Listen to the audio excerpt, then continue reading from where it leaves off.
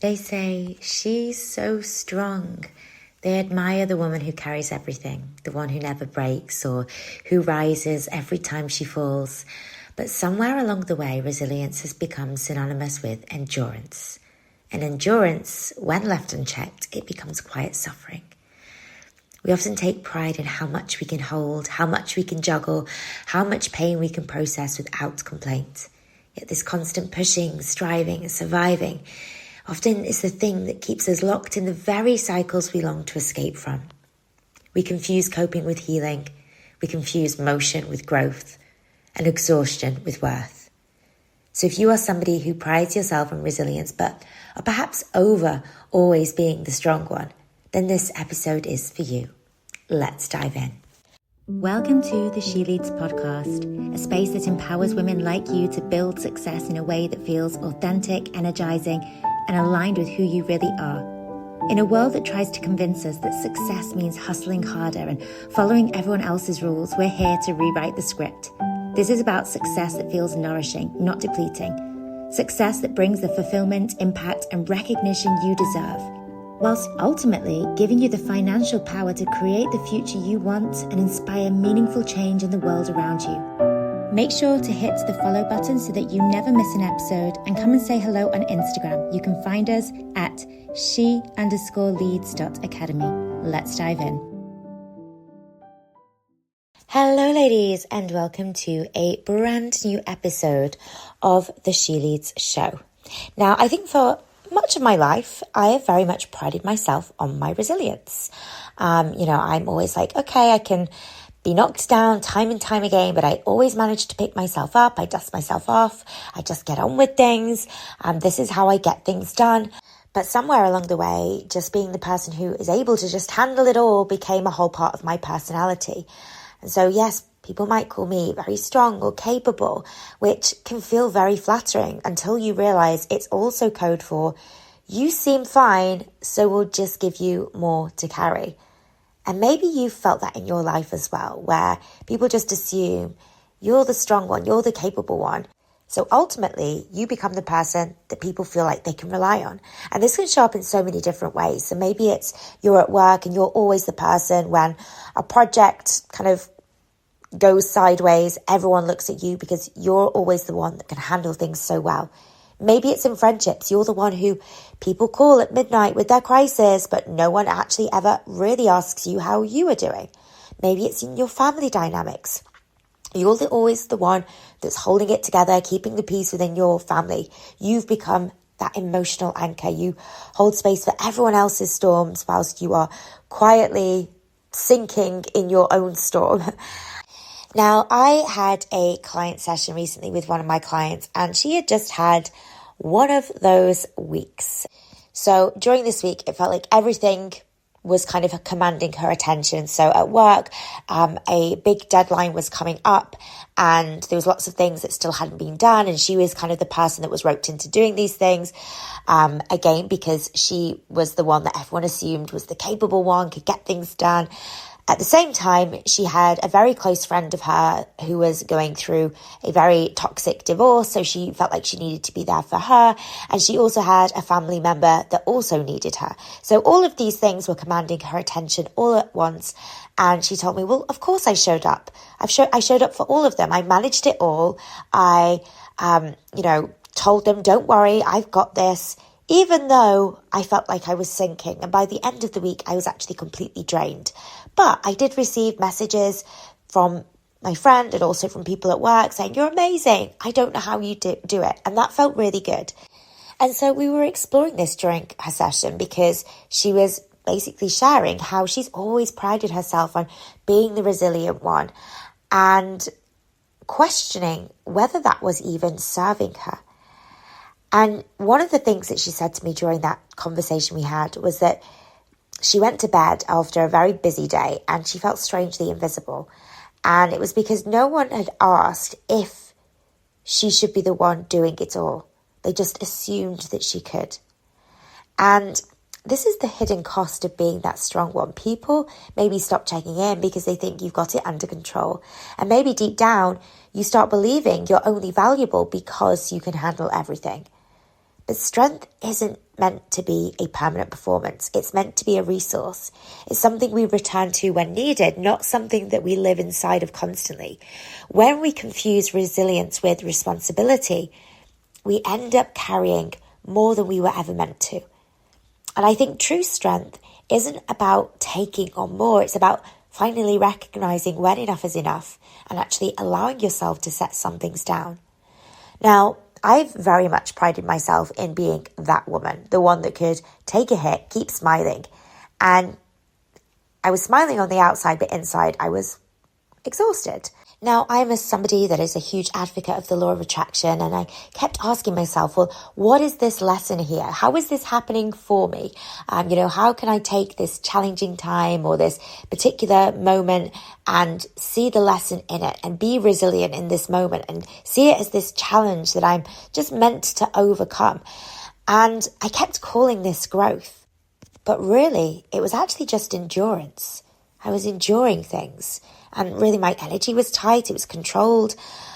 And I wanted to attract things with ease, but I was gripping everything that so tightly, like it might fall apart without me. And this is not how flow works. And it really hit me one day that my resilience had actually turned into resistance. I was holding on so hard to being strong that I was actually blocking the very ease that I was asking for. Remember that the law of attraction is not about grinding through, it's about aligning. And alignment doesn't usually come through panic and, a heavy dose of caffeine. Now, I started to really see resilience differently now. And I've realized that it's not about how much you can endure, how much you can just tolerate. It's about how gracefully you can release.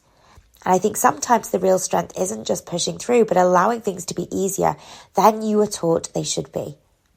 Now, I think resilience, it is one of those amazing human qualities that we do all need. It's what gets us through heartbreak or failure or uncertainty. Those moments when life doesn't go according to plan. It is that inner strength that says, you've got this. And when we do feel like we've got this, we rise, we rebuild, we adapt to things. But sometimes, without realizing it, our resilience, it evolves into something else, something heavier. It becomes endurance. So endurance can look a lot like strength from the outside because you're still showing up, you're still holding it together, you're doing all of the things, but on the inside, something is going to feel off. You're not actually growing anymore, you're just surviving. And that spark that once came from overcoming challenges actually starts to fade, and it's replaced by that feeling of exhaustion, fatigue. So endurance says, just get through it. But resilience, on the other hand, says, let's learn and move through it. So there's a subtle difference between the two. One is very empowering, the other one is going to drain you. Now, the tricky part is that endurance often hides under the same praise that we give to resilience. So things like, oh, you're so strong, you're amazing, I don't know how you do it. And so we keep going, mistaking our capacity to endure pain for proof of our power. But true resilience isn't about how long you can hold on. It's about knowing when it's time to actually let go. So when most people talk about resilience, they think of that woman who gets up after every fall, the one who rebuilds herself, reinvents herself after failure, the one who manages to just keep smiling through all of the chaos. We admire her because she keeps going. But I think real resilience isn't about how quickly you bounce back. It's about how honestly you actually come back to yourself. So when we think about resilience, I think most of us, we picture speed, how fast someone recovers after life knocks them down. So we often admire the people who bounce back quickly, who don't seem to let anything stop them. But that version of resilience is often surface level. It's about functioning, not actually about feeling. So coming back quickly isn't necessarily the same as coming back truthfully. And real resilience isn't measured by how fast you return to normal. It's measured by how authentically you return to yourself. There is a difference. So it's not about just patching things up and moving on. It's about slowing down long enough to actually feel what happened, whatever challenge you went through, to process the lesson, and then to realign with who you are now. Because remember, every challenge is designed to change you in some way. So when you come back to yourself, it means you reconnect with your truth instead of rushing back into the roles or expectations or coping patterns that keep you performing strength. When we think of it, resilience, what we really need to think of is realignment. It's not about a quick bounce back. It's about a conscious return to your center, to who you are meant to be. True resilience, it's the moment you stop performing, oh, I'm okay, and actually start listening to what your body and emotions are trying to tell you. It's when you allow yourself to rest without guilt. It's when you allow yourself to soften instead of tighten. When you give yourself permission to not have the answers right away. This is what healthy resilience looks like. And it's important that we don't get it confused with endurance, just enduring the pain and keeping on going regardless of how we're actually feeling below the surface. Resilience isn't about bouncing back and returning to who you were before it all fell apart. It's about becoming somebody wiser, softer, more aligned because of what you've experienced. And that's the difference between bouncing back and actually evolving forwards. Now, there's a subtle line between resilience and endurance, and I think many of us cross it without noticing it. And I think at first, resilience feels very powerful. It's that fire that carries you through uncertainty. It's that voice in your head saying, you've got this, even when everything around you is falling apart. But then you will start to feel it. You'll start to feel that fire, it starts burning differently. This is that moment when resilience turns into endurance, and it can be very subtle, perhaps even invisible at first. You maybe are still doing all of the things, still showing up, still keeping it together, still making life work, but now there's very much a heaviness under the surface. So it's kind of those days where you start to feel like you are on autopilot, but you're also running a marathon. And you keep telling yourself, I just need to get through this week. But then that week becomes a month, and then that becomes a year, and before long, just getting through it, that's just become a lifestyle. And I've been in that place. I remember then when I've powered on through until that's just become my whole way of living. And just telling people, it's okay, I'm handling this. I would say that with pride, but what I really meant was, I've forgotten how to stop. That's what endurance does. It convinces you that surviving is the same thing as thriving. You're coping, but you're not healing. And yes, perhaps you are being super productive, but perhaps you're also emotionally absent. And the world rewards it as well. You're the one that's going to be praised for your strength and for your reliability. And nobody else, perhaps not even yourself, actually notices the quiet exhaustion that you're going through. So endurance, it wears this mask of resilience, but it feels different in the body. It's tighter, it's tenser. You wake up and you're already bracing for impact. So you don't just ask, what do I need anymore? You just get on with it.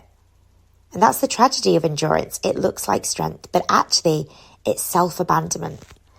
Now, resilience, on the other hand, it moves through the challenge and actually transforms the challenge. So endurance is just getting on with it, suffering through it. But resilience says, yes, I can do hard things, but I don't have to continuously live in the hardness. Now, when we work with the feminine energy, it's very much about understanding the subtle differences between resilience and endurance. And it's also recognizing that strength doesn't have to mean struggle. We're often taught that resilience is about grit, pushing through, holding it together.